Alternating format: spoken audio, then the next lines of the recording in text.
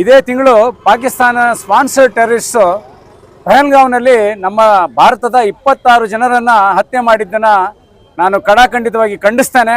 ಮತ್ತು ಇಲ್ಲಿರುವ ಎಲ್ಲ ಹಿಂದುಗಡೆ ಸಹಾಯ ಮಾಡ್ತಿರುವಂಥ ಯಾವುದೇ ಆರ್ಗನೈಸೇಷನ್ಸ್ ಇರಲಿ, ಟೆರರಿಸ್ಟ್ ಆರ್ಗನೈಸೇಷನ್ಸ್ ಇರಲಿ, ಈ ಕೃತ್ಯವನ್ನು ಇಡೀ ಪ್ರಪಂಚ ಖಂಡಿಸುತ್ತೆ. ಅದರ ಜೊತೆಗೆ ನಾವು ಕೂಡ ಖಂಡಿಸ್ತೇವೆ. ಈ ಜನಗಳು ಯಾರು ಅದರಲ್ಲಿ ಹತರಾಗಿದ್ದಾರೆ ಅವರ ಕುಟುಂಬಗಳಿಗೆ ಸಾಂತ್ವನ ಹೇಳುವಂಥ ಕೆಲಸವನ್ನು ಎಲ್ಲರೂ ಮಾಡ್ತಾ ಇದ್ದಾರೆ. ನಾವು ಕೂಡ ಮಾಡ್ತೀವಿ.